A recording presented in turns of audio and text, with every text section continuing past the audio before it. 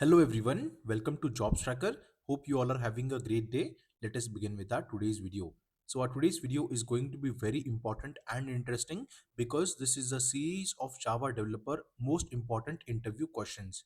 So the first question that we are going to discuss is on the topic abstract classes and interfaces. This is the most important topic that is being asked in the interviews. So let us discuss all the questions. Okay. The number one questions that the interviewer might ask you is what are abstract classes and what are interfaces. So the first thing that you can tell them is that abstract class, the class which is declared using a abstract keyword, is known as abstract class, and they can have both concrete methods as well as abstract methods. Okay, what are abstract methods? Abstract methods are something which do not have a body. Okay, and concrete methods, they have a body. Okay, now one more important thing is that abstract class cannot be instantiated. It can have a constructor. We will discuss that later on. Okay, which means you are not allowed to create an object of an abstract class. This also goes the same with interfaces. We'll discuss that later on. Okay, this also means that abstract class has no use unless it is extended by other class. Okay, so abstract class is useless unless and until it is extended by some other class. Okay, now one more important thing is that abstract method in a class, okay, then that must class must be declared as abstract. So if you're having any abstract method in any class, okay, then that has to be declared as abstract. Okay, this is very important.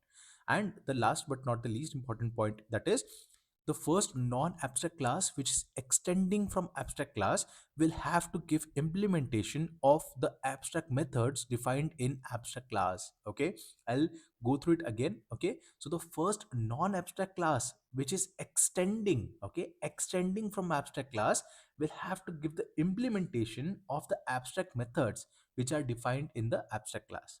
Okay, now let us discuss about what exactly are the interfaces. Okay, so an interface in Java is a blueprint of class. Okay, so it has static constants and abstract methods. So all the methods in interfaces are abstract. Okay, so interface specify what a class must do but not how to do it.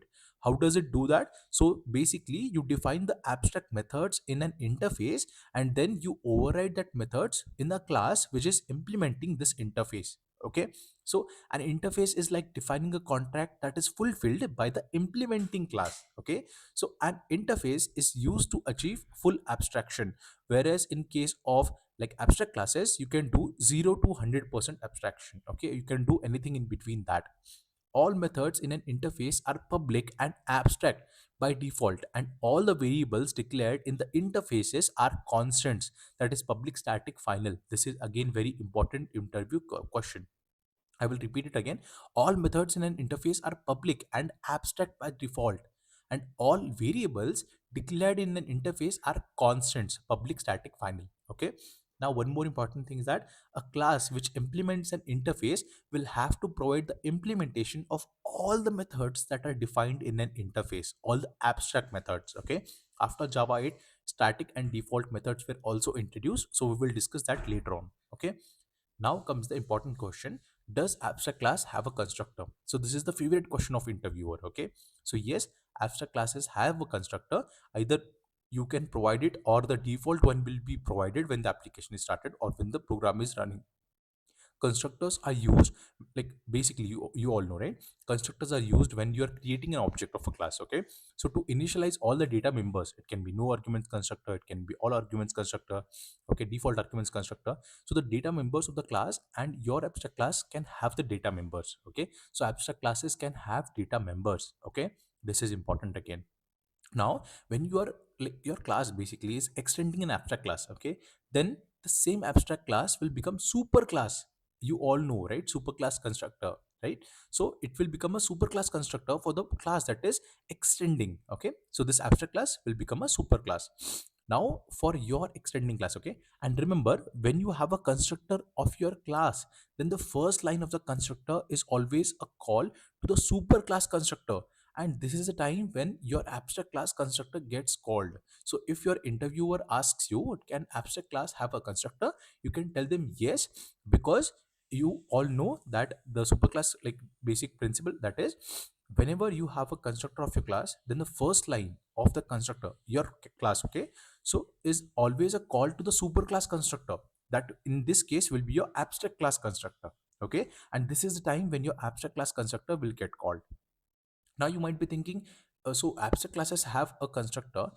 Does interface also have a constructor? No. An interface is basically a contract, okay, for behavior. It is not a blueprint for object creation. And since interfaces cannot be instantiated directly, there is no need for a constructor in an interface. Okay, let us go towards the next question. Okay, what is the difference between abstract classes and interfaces? Okay, so abstract classes, as I've already mentioned, can have both abstract and concrete methods, but interface can only have abstract methods. Okay, but now Java 8 onwards, it can have default and static methods also. It can also have private methods after Java 9. Okay, so abstract class methods can have access modifiers other than public, but interfaces are implicitly public and abstract. This is again one famous interview question that is asked by the interviewers. Okay, if they want to deep dive into like your core knowledge. Okay, so I'll repeat it again. Abstract classes method can have access modifier other than public, but interfaces are by default public abstract. Now, next point is abstract classes have final, non-final, static, and non-static variables. Okay, variables. Okay, so it can be final, it can be non-final, it can be static, it can be non-static. But interface variables are only static and final. Okay, like it is final and static.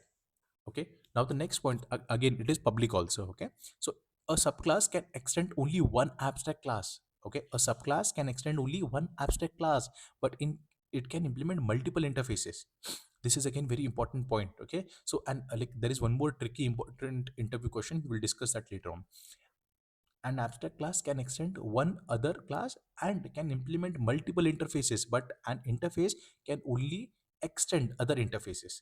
Again, important point, guys, note this down. Okay, an abstract class can extend one other class and can implement multiple interfaces, but an interface can only extend other interfaces. Okay, I hope that this point is clear. Now, this is the tricky question that I was talking about. We can have static and default methods in interface. So now, what is the difference between abstract class and interfaces, right? You might have this question. So we can have static and default methods in an interface. So what is the point and what point of having abstract classes? Okay. So the important point here is backward compatibility. First thing. Second one is that we can still extend only one class. Okay. We can extend only one class, but we can implement multiple interfaces. So there is a class C. Okay, basically it can only extend one abstract class, but you can implement multiple interfaces. So this is the advantage of having interfaces with like abstract with basically default and static methods. Okay, this is famous interview question. Now we will discuss some of the tricky questions. Okay, so the first tricky question is, can an interface extend another interface? Yes, an interface can extend another interface. It can even extend multiple interfaces. Okay, now we'll discuss another question. Can an abstract class implement an interface? Okay, so yes, an abstract class can implement an interface, but it is not required to provide implementation for all the interface methods. Okay, so the concrete subclass must implement the remaining methods. I'll repeat it again. Can abstract class implement an interface? Yes, abstract class can implement an interface, but this is a tricky part. Okay, so it is not required to provide the implementation for all the interface methods because this is an abstract class, right? The concrete subclass must implement the remaining methods. Okay, so whichever class is like implementing this class. Okay, so that class has to provide the like implementation for the remaining methods. Now the next most important question is, this is very tricky. Okay, a lot of people don't know about it. Okay, so we all know the diamond problem, right in the classes. So two classes, if two classes are being used by one class, C class. Okay, and so suppose in this case, okay, we will show something like to explain it easily. Diamond problem, you all know, right? Why we cannot extend two different classes, right? So we can only extend one class. So if we are extending two different class and they have the same method, then there will be an ambiguity, right? There will be a problem which method to be called. The same thing can happen in case of interfaces also. So now after Java 8, default methods were introduced, right? So what will happen now in this case is that, suppose that there is a class C that implements interface A and B. Okay, and both the interfaces have the same common method called as show. Okay, so basically now there is some implementation. This is a default method, so there is an implementation that is provided for this show method in both of the interfaces A and B.